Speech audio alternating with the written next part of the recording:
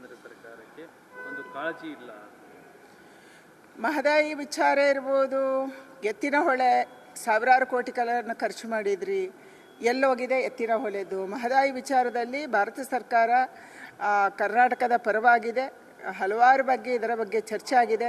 ಇವತ್ತು ಮೇಕೆದಾಟು ಬಗ್ಗೆ DK ಶಿವಕುಮಾರ್ ಅವರು ಪಾದಯಾತ್ರೆ ಮಾಡಿದರು. ಅದೇ ಮೇಕೆದಾಟು ಮಾಡಬಾರ್ದು ಅನ್ನೋರ ಜೊತೆ ಹೋಗಿ ಮೊನ್ನೆ ಚುನಾವಣೆಯಲ್ಲಿ ಕೈ ಜೋಡಿಸಿದ್ರು. ಇದು ಕಾಂಗ್ರೆಸ್ಸು. ಆದರೆ ಕೇಂದ್ರ ಸರ್ಕಾರ ನಿರಂತರವಾಗಿ ದೇಶದ ಎಲ್ಲ ನೀರಾವರಿ ಯೋಜನೆಗಳನ್ನು ಯಾವುದೇ ಸಮಸ್ಯೆ ಇಲ್ಲದಂತೆ, ಯಾವುದೇ ಕಾಂಟ್ರವರ್ಸಿ ಇಲ್ಲದಂತೆ, ರಾಜ್ಯಗಳು ಪರಸ್ಪರ ಜಗಳಾಡದಂತೆ ಬಗೆಹರಿಸಬೇಕು ಮತ್ತು ಪ್ರತಿಯೊಂದು ಮನೆಗೆ ಕೂಡ ನೀರು ಕೊಡುವಂಥದ್ದು ಕೇಂದ್ರ ಸರ್ಕಾರದ ಉದ್ದೇಶ. ಅದಕ್ಕಾಗಿ ಜಲ್ ಜೀವನ್ ಮಿಷನ್ ಅಂತ ತಂದಿದ್ದೀವಿ.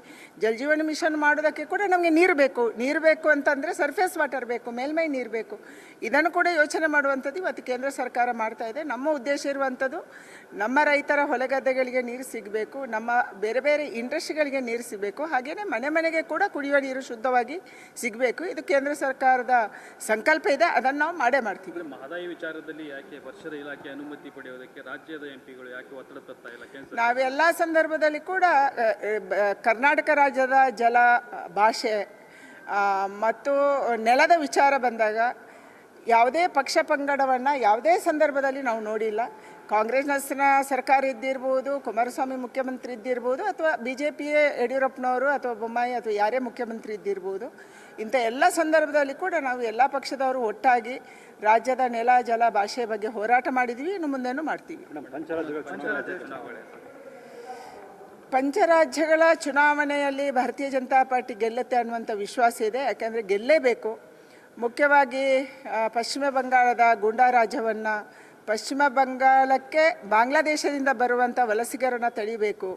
ಅದರ ಜೊತೆಗೆ ಕೇರಳದಲ್ಲಿ ಇವತ್ತು ಇಷ್ಟೊಂದು ದೊಡ್ಡ ಪ್ರಮಾಣದಲ್ಲಿ ಬೇರೆ ಬೇರೆ ರೀತಿಯ ಜಿಹಾದ್ಗಳಾಗ್ತಾ ಇದೆ. ಅದು ಲವ್ ಜಿಹಾದ್ಗೆ ಮಾತ್ರ ನಾವು ಸೀಮಿತ ಅಂದ್ಕೊಂಡಿದ್ವಿ. ಲವ್ ಜಿಹಾದ್ ಜೊತೆಗೆ ಇವತ್ತು ಲ್ಯಾಂಡ್ ಜಿಹಾದ್ ಆಗ್ತಾ ಇದೆ. ಲ್ಯಾಂಡ್ ಜಿಹಾದ್ ಜೊತೆಗೆ ಇವತ್ತು ಬಿಸ್ನೆಸ್ ಜಿಹಾದ್ ಆಗ್ತಾ ಇದೆ. ಅಂದರೆ ಹಿಂದೂಗಳ ಅಂಗಡಿಗಳಿಂದ ಖರೀದಿ ಮಾಡಬಾರ್ದು ಅನ್ನುವಂಥ ಸ್ಥಿತಿಯ ಮಾನಸಿಕತೆ ಕೂಡ ಇವತ್ತು ಕೇರಳದಲ್ಲಿದೆ. ಇದೆಲ್ಲದರಿಂದ ನಾವು ಬಚಾವಾಗಬೇಕಂದ್ರೆ ಅಲ್ಲಿ ಭಾರತೀಯ ಜನತಾ ಪಾರ್ಟಿ NDA ಗಟ್ಟಿಯಾಗಿ ನೆಲೆಯೂರಬೇಕು ಮತ್ತು ಹೋರಾಟ ಮಾಡುವಂಥ ಶಕ್ತಿಯನ್ನು ನಾವು ಗಳಿಸ್ಕೋಬೇಕು. ನಮಗೆ ವಿಶ್ವಾಸ ಇದೆ ವೆಸ್ಟ್ ಬೆಂಗಾಲಲ್ಲಿ ಮತ್ತು ತಮಿಳುನಾಡಲ್ಲಿ, ಅಸ್ಸಾಮಲ್ಲಿ ನಮ್ಮ ಸರ್ಕಾರ ಬಂದೇ ಬರುತ್ತೆ, ಪುದುಚೇರಿಯಲ್ಲಿ ನಮ್ಮ ಸರ್ಕಾರ NDA ಬಂದೇ ಬರುತ್ತೆ. ಆದರೆ ನಮಗೆ ಅಪೇಕ್ಷೆ ಇರುವಂಥದ್ದು ತಮಿಳುನಾಡು ಮತ್ತು ವೆಸ್ಟ್ ಬೆಂಗಾಲಲ್ಲಿ, ಪಶ್ಚಿಮ ಬಂಗಾಳದಲ್ಲಿ ಕೂಡ ಭಾರತೀಯ ಜನತಾ ಪಾರ್ಟಿಯ ಸರ್ಕಾರ ಬರಬೇಕು. ಒಂದು ಸಾರಿ ಗೂಂಡಾ ರಾಜ್ಯಕ್ಕೆ ಕೊನೆ ಆಡಬೇಕು, ಒಂದು ಸಾರಿ ಜಾತಿ ರಾಜಕಾರಣಕ್ಕೆ ಕೊನೆ ಆಡಬೇಕು, ಒಂದು ಸಾರಿ ದೇಶ ವಿರೋಧಿ ಚಟುವಟಿಕೆಗಳ ಕೈಗೆ ಕಡಿವಾಣ ಹಾಕಬೇಕು ಅನ್ನುವಂಥ ವಿಶ್ವಾಸ ಇದೆ.